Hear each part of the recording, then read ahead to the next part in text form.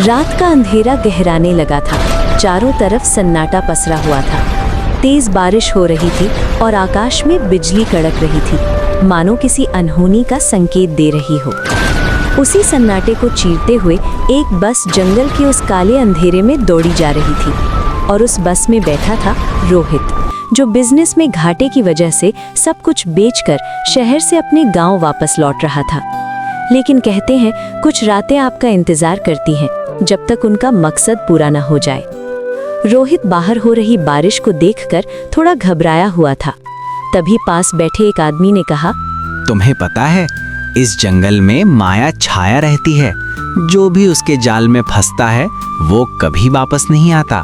दूसरा आदमी बोला, हाँ, पिछले साल मेरा दोस्त कालू भी यहीं गायब हो गया था। बाद में उसकी लाश मिली, वो भी बहुत भयानक हालत में। ये सुनकर बस में बैठे सभी लोग डर गए। तभी पीछे बैठे एक साधु आगे आए और बोले। साधु ने सबको ताबीज दिया, लेकिन जब उन्होंने रोहित को दिया तो उसने मना कर दिया। मुझे इन सब पर भरोसा नहीं है। साधु ने कहा, वो शक्ति पास आ रही है। अगर बचना चाहते हो तो ये बजरंग ताबीज पहन लो। आज की रात बहुत भारी है बेटा। कुछ देर बाद बस अचानक बेकाबू हो गई और एक पेड़ से टकरा गई। जब रोहित उठा तो उसने देखा बस में बैठे सभी लोग मर चुके थे, सिर्फ वो जिंदा था। डरते हुए वो जंगल में निकल पड़ा, लेकिन जितना आगे बढ़ता उतना ही वापस उसी जगह पहुंच जाता। घबराकर वो एक पेड़ पर निशान बनाता है, लेकिन फिर भी वहीं लौट आता है। तभी उसे एक लड़की की आवाज सुनाई देती है। वो आवाज के पीछे जाता है और उसे एक बेहद खूबसूरत लड़की दिखती है। उसका नाम था चंद्रिका। वो कहती है, ये जंगल साधारण नहीं है। आज की रात तुम्हें यहीं बितानी होगी। अगर चाहो तो मेरे घर चल सकते हो। रोहित उसके साथ चला जाता है। थोड़ी दूर पर एक पुरानी हवेली थी।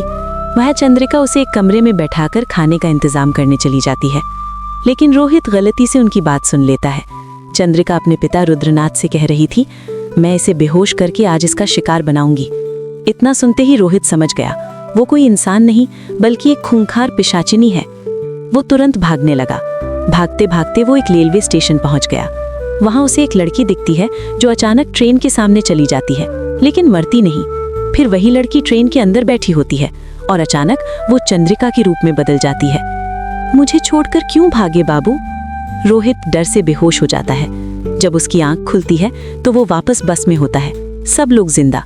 उसे समझ आता है वो सब एक भयानक छलावा था। तभी उसे अपने हाथ में वही बजरंग तावीज मिलता है। साधु मुस्कुराकर कहते हैं। रोहित चुपचाप सिर झुका देता है।